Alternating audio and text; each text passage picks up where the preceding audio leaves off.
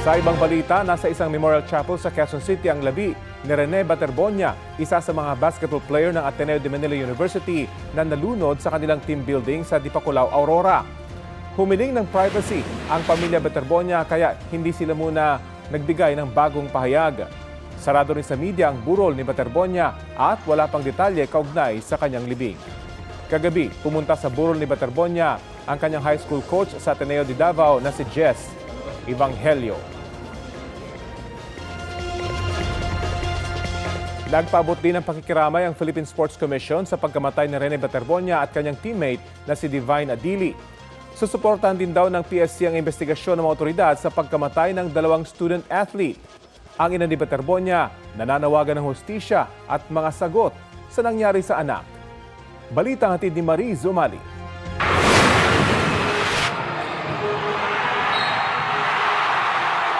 Hinangaan sa kanyang galing sa basketball. Puno ng potensyal ang 19 anyos na si Rene Clert Baterbonia.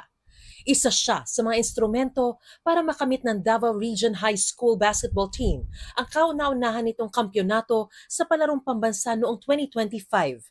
Si Rene pa nga ang most valuable player noon. Muli siyang nagpakitang gila sa palarong pambansa nitong Mayo. Siyempre masaya at thankful dahil maraming tao sumusuporta sa akin.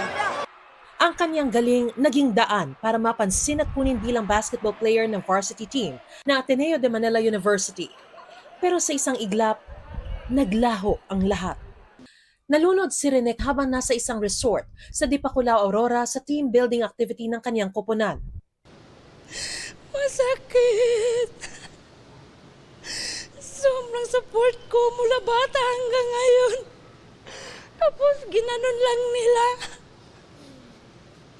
Kasi kung alam ko lang na may training sila na ganyan, ma'am, kahit mahirap kami, hindi ko yun ipapahamak yung anak ko talaga. Kaya ngayon, gusto ko ng justice talaga kung anong nangyari. Nasawi rin ang kanyang teammate at foreign student athlete na si Divine Adili. Ayon kay Aurora Police Provincial Director Police Colonel Percival Pineda, iniimbestigahan pa nila ang insidente. Batay sa bersyon nakuha nila sa mga kasamahan ni Rene at Divine. Meron po silang some sort ng training or walking doon po sa may pababaw na portion ng dagat sa harap ng resort. At accidentally po, may napunta sila sa malalim, may biglang malalim na lugar na napuntahan sila. At yun nga po, tinangin na sila ng agos papunta po sa mas malalim na portion ng dagat. Lumalabas na 4 daw lahat ang nadisgrasya sa dagat, sabi ng Dipakulaw Police. Nasagip ang 2 pang biktima. May 4 po na nalunod, pero nga po yung 2 ay nasagip naman, kaya yung lang po ang dinala sa ospital, naagapan naman. Sa gitna ng pagluluksa, maraming tanong ang ina ni Rene. Yun, malaki talagang tanong ko, ba't napunta dun sa dagat? Kasi basketball naman yung anak ko, hindi naman swimming. May mga binanggit din na impormasyon si Rovelyn na nakarating sa kanya. Bakit ganun ang nangyari sa anak ko? Ang dami nila doon, tapos walang nag-rescue. Ba't nila pinapalangoy lang yung anak ko na may 20 kilos yung nabigat?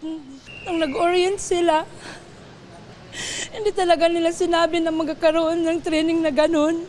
Kasi kung sinabi pa lang nila, matanong ko na sa anak ko, kaya mo ba yun?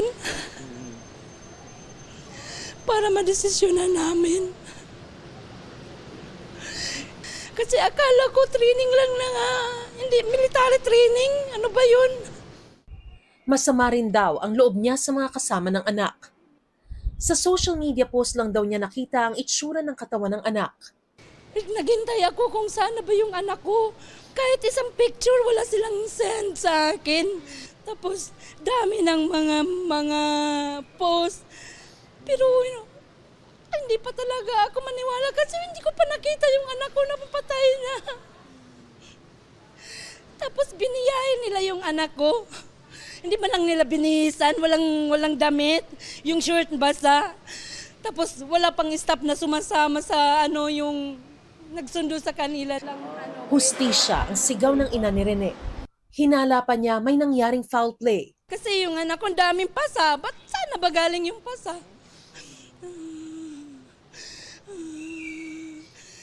video ako, ang dami daw pasa. May pasa dito, may pasa dito, may pasa sa likod.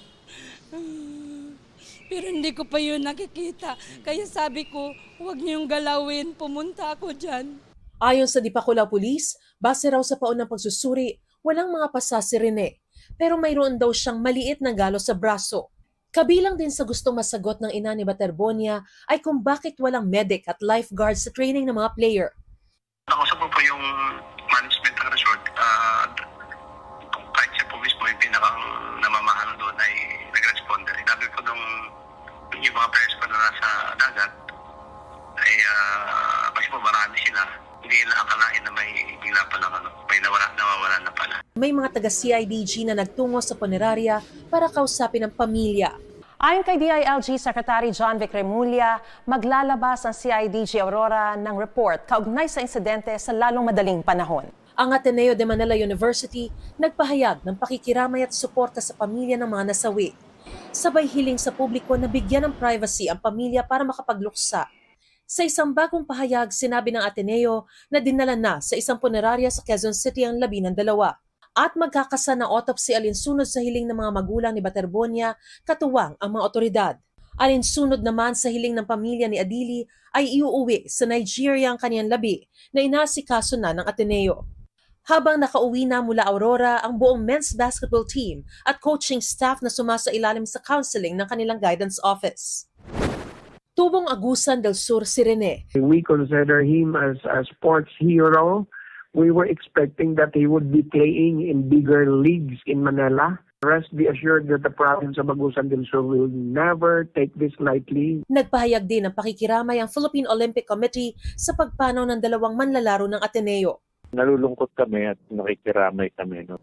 After everything, galing palarong pambansa, etc. Laki ng bright future nila na nawala on the basketball community. Nakiramay rin ang Philippine Sports Commission at sinabing makikiisa sila sa investigasyon. The entire country is crying, no? Not just the family members. I've been receiving text messages from people all over the country. Iko-convene ng komisyon ang Sports Stakeholders Panel para sumuporta sa investigasyon ng Philippine National Police at ng Department of Justice. Mariz Umali nagbabalita para sa GMA News.